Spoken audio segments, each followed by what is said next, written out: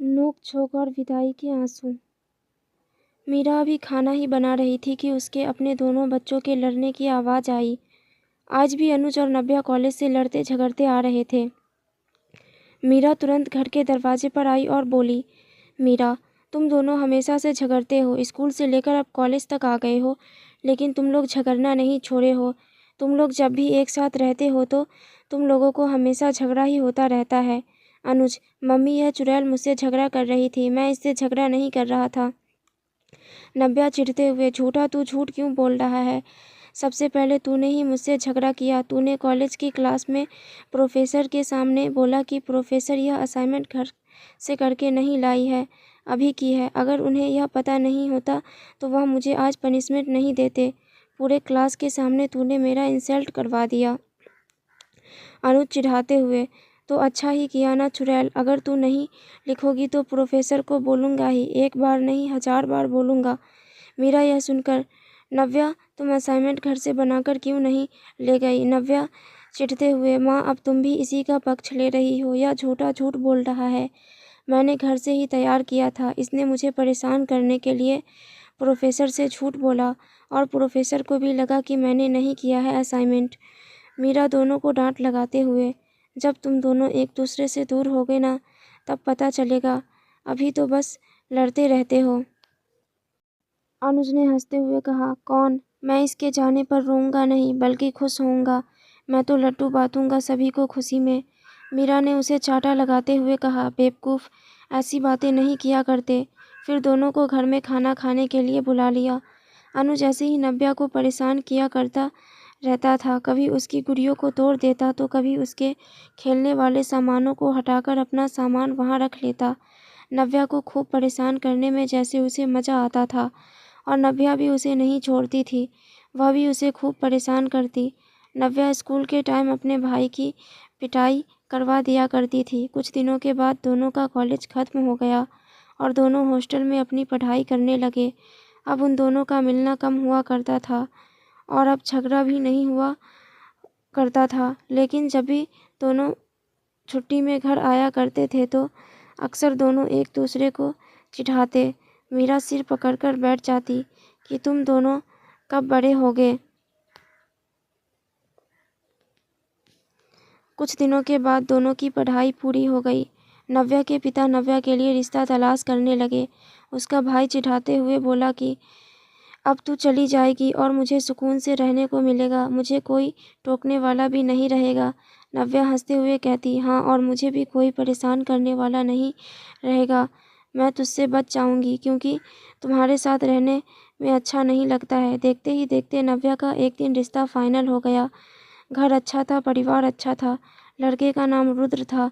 यह बात जब अनुज को पता चली तो वह थोड़ा खुश भी था, लेकिन अंदर से थोड़ा उदास भी, क्योंकि अब उसे महसूस हो रहा था कि उसकी बहन अब कुछ दिनों की मेहमान है।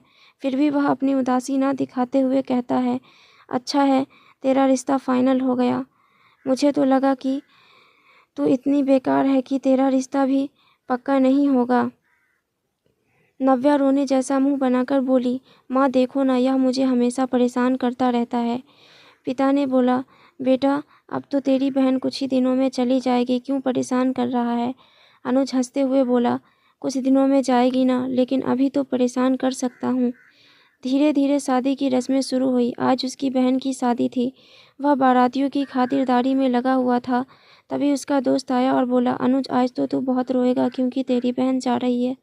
अनुज हंसते हुए बोला, कौन कहता है कि मैं रहूँगा, मैं तो अब सुकून से रहूँगा। मैंने तो अपने दरवाजे पर लिखकर लगा दिया है कि दिस इज़ माई रूम। भले ही बाहर से वह सब बोल रहा था, लेकिन अंदर से उसे बुरा लग रहा था। नव्या लाल जोड़े में तैयार थी। वह अपनी बहन के साथ चुपचाप जाकर बैठ गया। नव्या ने कहा, कितनी जल्दी हम लोग बड़े हो गए हैं ना। उसे बचपन की लड़ाई झगड़े याद आ रहे थे। अनुज ने कहा, कुछ ज़्यादा ही सोच रही है। फिर उसने पूछा, क्या तू विदाई के वक्त रोएगी? नव्या ने कहा, नहीं, इसमें क्या है, मैं जब हॉस्टल जाती थी तो कहाँ रोती थी। अनुज ने कहा, हाँ, मैं भी यही सोच लूँगा कि तुम हॉस्टल जा रही हो और मैं नहीं रोऊँगा। दोनों ने वादा किया कि वे नहीं रोएंगे। शादी की रस्में पूरी हो चुकी थी। अनुज का दिल भर रहा था। उसे ऐसा लग रहा था जैसे उसकी सबसे कीमती चीज़ आज उससे दूर हो जाएगी। वह उस पल को रोकना चाहता था ताकि उसकी बहन के जाने में कुछ और समय लगे। आज पहली बार महसूस हो रहा था कि नव्या उसके लिए कितनी ज़रूरी है। इधर माँ और पिता भी रो रहे थे।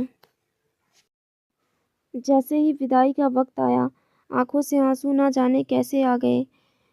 जब नव्या अपने भाई के गले लगी तो दोनों फूट फूट कर ऐसे रोने लगे जैसे कितने सालों के बाद मिले हो या जुदाई का दर्द सह नहीं पा रहे हो। अनुज रोते रोते बेहाल हो गया था। जो कुछ देर पहले कह रहा था कि नहीं रोएगा, वह आज इतना रो रहा था कि सबकी आंखों में आंसू आ गए। अनुज अपने जीजा के पास गया और रोते हुए बोला, जीजा जी, मेरी दीदी का आप ख्याल रखना। रुद्र ने उसके सर पर हाथ फेरते हुए बोला, तुम चिंता मत करो अनुज, अब तुम्हें यह परेशान नहीं करेगी। अनुज बोला, मुझे पसंद है कि यह मुझे परेशान करे। वह फिर से अपनी बहन से गले लगकर रोने लगा और बोला, दीदी मत जाओ। उसके माता पिता उसे हौसला देते हुए कह रहे थे, बेटा नव्या आती जाती रहेगी, ऐसा थोड़ी है कि ससुराल जाकर कभी नहीं आएगी। लेकिन अनुज को पता था कि अब उसकी बहन एक नए बंधन में बन चुकी है। अब पहले जैसा बंधन नहीं रहा। अब वह तभी आएगी जब उसे कामों से फुर्सत मिलेगी या तीज त्योहारों पर। नव्या को कार में बैठा दिया गया। नव्या रोते हुए खिड़की से अपने भाई और माता पिता को देखती रही। अनुज भी खूब रोया। आज उसे पता चल रहा था कि बहन के दूर जाने पर क्या एहसास होता है। उसे पता था कि वह अपनी बहन से बहुत प्यार करता है। सच है, भाई बहन का रिश्ता कुछ अनोखा होता है। हम चाहे कितना भी लड़ ले, लेकिन जब दूर जाने का वक्त आता है तो मन ही मन करता है कि वह हमसे दूर ना जाए। यह जुदाई हमें एहसास कराती है कि